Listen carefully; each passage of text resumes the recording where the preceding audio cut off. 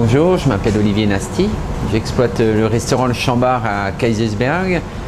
On travaille en famille, deux frères, nos deux épouses et puis ma foi tous nos enfants autour de nous.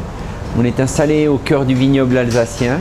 Je vais vous présenter aujourd'hui une recette de saison avec la girole fraîche, les amandes fraîches et un œuf parfait. Donc on va appeler ce plat l'œuf à l'œuf dans l'œuf avec girole fraîche. Nos girolles qui viennent des Vosges, qui ont été ce matin encore en forêt, hein, on les lave, tout simplement on les lave, faites attention de ne pas les laisser trop longtemps dans l'eau. On les écarte et on va faire une duxelle. Qu'est-ce que c'est qu'une duxelle? C'est en gros une purée de champignons. Un peu d'échalote. L'échalote, ce qui est important, c'est d'avoir un couteau qui coupe. Si vous avez un couteau qui ne coupe pas, vous allez écraser les fibres d'échalote et vous allez avoir un jus qui va ressortir et ce jus est toxique. Il oxyde très très vite et on a un mauvais goût. Je fais donc suer mon échalote à blanc. Ça veut dire à blanc, c'est sans coloration. Vous la faites suer, vous la faites tomber tout doucement. Mon échalote est suée à blanc, quelques minutes. Voilà, mes quelques girolles. Regardez. Qu'est-ce qu'elle va faire, la girole? Elle va rendre son eau. Voilà une gousse d'ail, vous avez vu, je l'ai écrasée avec le plat de mon couteau. Je vais juste y mettre un peu de sel et poivre, une brindille de sel et poivre. Toujours intéressant d'assaisonner un aliment au départ de sa cuisson, il développera toujours beaucoup plus de goût et beaucoup plus de parfum. Je vais mettre un petit couvercle, quelques minutes et on va laisser donc notre duxelle cuire. On appelle donc ça un œuf parfait, je pense qu'on l'a entendu partout. Quel est le but de l'œuf parfait? C'est de donner une première coagulation, la première coagulation du blanc d'œuf. Le blanc d'œuf va commencer à coaguler entre 62 et 63 degrés.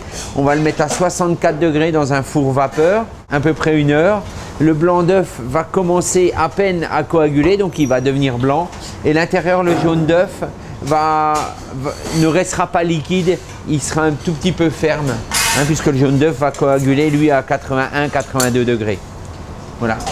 Simple. Si vous n'avez pas de four vapeur, je dirais qu'il faut le mettre dans un couscoussier. Et vous mettez un thermomètre à l'intérieur, à vous de mesurer cette température et vous pouvez y arriver assez facilement. Voilà. Donc une fois que notre eau de végétation a quasiment réduit, on y rajoute un tout petit peu de vin blanc, un tout petit peu de fond de volaille. Voilà. Et on va laisser cuire comme ça. Hein. Dans un moule téflon, vous mettez un peu de matière grasse. Là, j'ai un demi-blanc d'œuf avec un tout petit peu de sel et un quart de cuillerée à soupe d'eau. Simplement pour liquéfier le blanc d'œuf. Hein. Je le mets dans le fond de mon moule à manquer. Vous avez vu une toute petite couche. Hein. J'ai fait attention naturellement qu'il ne soit pas mousseux, hein, mon blanc d'œuf. Bien liquide. Hein. Hein, c'est le fait, il devient liquide le blanc d'œuf, c'est le fait de rajouter un petit peu de sel dedans, ça liquéfie le blanc d'œuf et le fait de le battre un petit peu. Hein.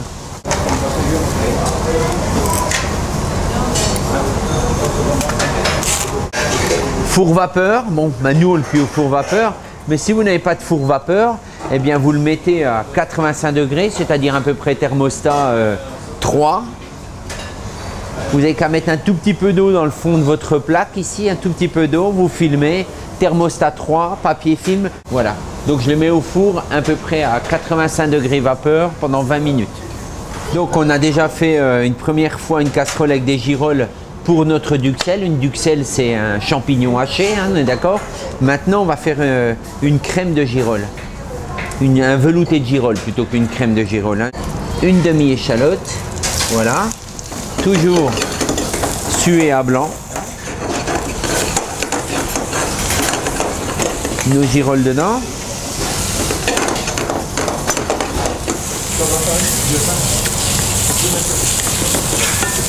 Pourquoi on fait suer la girole comme ça? Pourquoi on fait suer le champignon? On pourrait dire, oh, il n'y a pas lieu, on met la crème, on met toute la sauce à l'intérieur. Non, le champignon est une autre végétation qui a qui a une petite amertume. Donc le but, c'est de faire suer pour que cette eau disparaisse et qu'on ait tout le goût de champignon sans trop d'amertume, parce qu'un champignon cru a toujours beaucoup d'amertume, hein. Donc le but, c'est de retirer le maximum de cette amertume. Un peu de fond de volaille. Vous avez remarqué que je ne mets pas tout en même temps, hein. Je mets fond de volaille. Ce fond de volaille, je vais le laisser réduire à sec. C'est-à-dire que je vais le laisser s'évaporer et aller à sec. Et seulement derrière, j'y rajouterai un petit peu de crème. Donc, ma casserole où j'ai cuit mes girolles pour faire la duxelle. Voilà.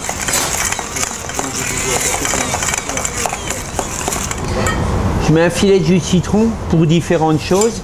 La première, pour donner de la vivacité. Ça va donner du peps à tout ce qu'on fait. Si vous mettez un filet de jus de citron, ça, c'est déjà une chose très importante. Et la deuxième, ça va permettre à mon champignon de ne pas oxyder, en tous les cas de moins oxyder. Il va rester un peu couleur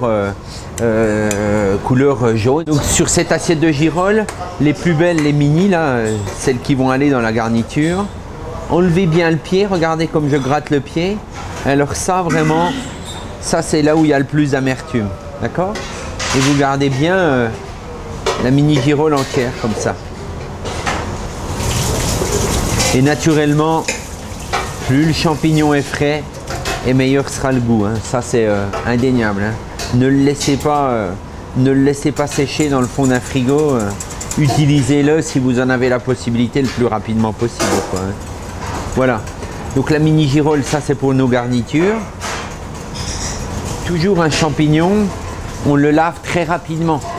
On peut le tremper dans l'eau, moi ça ne me dérange pas de le tremper dans l'eau, mais par contre il faut les goûter de suite, quoi. Faut pas le laisser aller chercher une passoire ou n'importe quoi. Le champignon, on le trempe dans l'eau, on les goûte assez rapidement. La particularité de la girolle, c'est en même temps que l'amande fraîche. En même temps que l'amande fraîche, donc et puis ici dans la région, on a un coteau du vignoble qui s'appelle le Mandelberg, donc ça veut dire le coteau des amandiers. On a des amandiers sur ce coin là, c'est la pleine période. Vous voyez l'amande fraîche. Et donc là au milieu, il y en a même deux sur celle-ci. Ce qu'on fait pour enlever la peau plus facilement, on l'ébouillante, c'est-à-dire qu'on va mettre une casserole en ébullition, on met nos amandes 30 secondes dedans et on les rafraîchit dans la glace. On enlève cette petite peau. Voilà. Voilà, amandes fraîches, mini girolles. On va donc terminer notre velouté de girolles. On a mouillé avec le fond de volaille, on laisse réduire à sec. Alors mouiller, ça veut dire mettre un liquide à hauteur des champignons. On le laisse réduire à sec, c'est-à-dire jusqu'à ce qu'il n'y ait quasiment plus rien. Et on va y rajouter la crème. Mais pourquoi on la rajoute en dernier, la crème? C'est pour qu'elle n'ait pas de cuisson. Si vous voulez qu'une sauce crémée soit légère et fine, il ne faut pas la mettre en cuisson, il ne faut pas la laisser cuire. Donc c'est pour ça, là on va faire une petite ébullition et on va se stopper. Voilà, notre blanc d'œuf a donc cuit à 85 degrés pendant, vous voyez, comme ça, hein, pendant une bonne vingtaine de minutes. Voilà, vous retirez simplement le blanc d'œuf et vous venez le stocker proprement.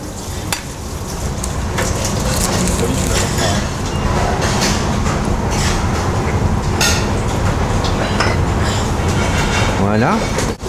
Vous avez vu, c'est des mises en place qui sont assez rapides, hein. On base tout sur le produit, sur la fraîcheur. Et puis, pour développer un petit peu cet œuf et cette girolle, parce qu'on risquait d'être quand même un peu simple dans nos goûts, j'ai voulu rajouter un peu ce côté iodé, un petit peu marquer la girolle, l'amande par la langoustine, parce qu'on sait que la langoustine c'est un produit exceptionnel pour ça, hein. C'est un bon goût iodé, ça va superbement aller avec nos champignons. La langoustine, on va dire 45 secondes à 1 minute de chaque côté. Laissez-la un peu rosée à cœur, elle sera croquante et on aura bien le goût d'iode, hein. On va mixer notre crème de girole.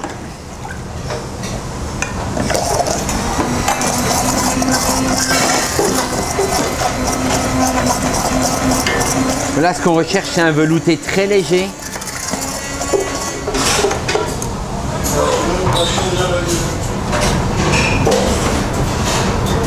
Voilà, on est en train de passer, on passe notre velouté de girolles, hein, très finement au tamis.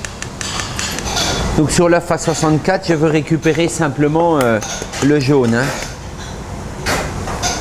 Je vais... Ça, vous pouvez le faire largement à l'avance. Hein.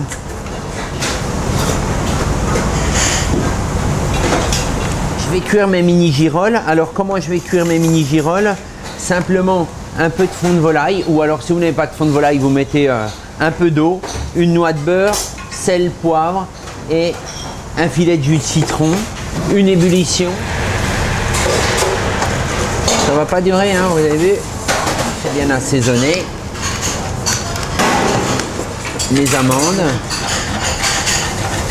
La girole et l'amande, c'est un mélange que j'adore, hein, tout particulièrement. Pourquoi? Parce que la girole à peine cuite comme ça, elle est un peu croquante. L'amande très croquante, c'est très fin comme ça. Hein.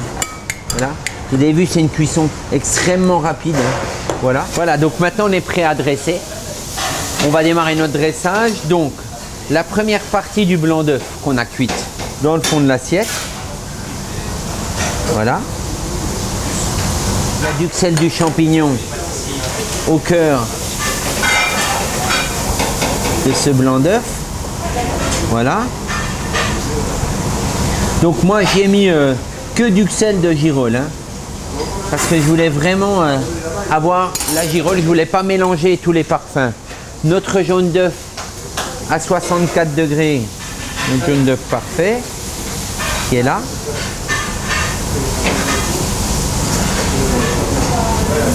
Voilà.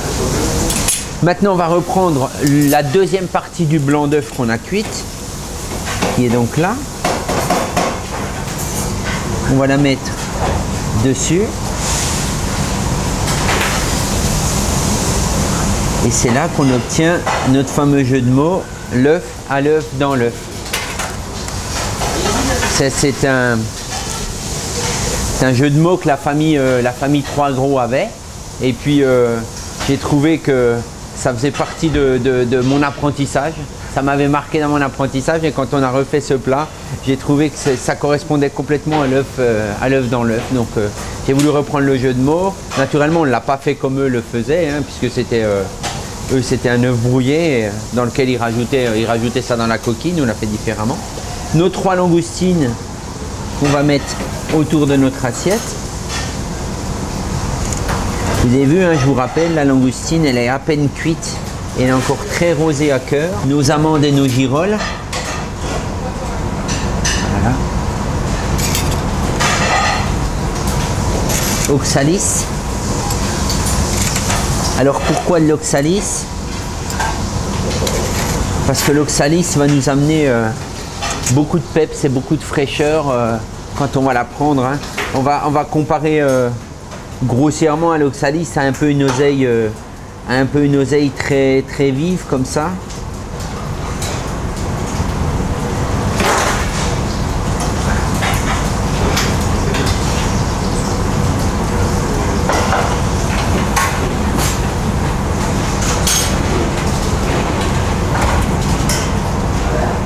Il nous manque la crème de girole, le velouté de girole qu'on a fait. Donc on va imaginer qu'on l'a envoyé auprès de votre client.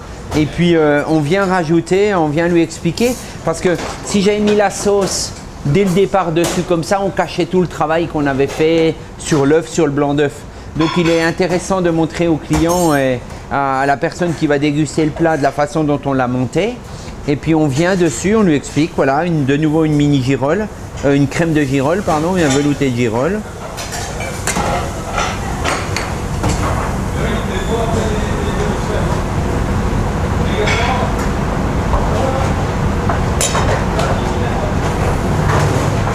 Voilà. Donc l'œuf à l'œuf dans l'œuf, aux girolles fraîches, amandes et langoustines.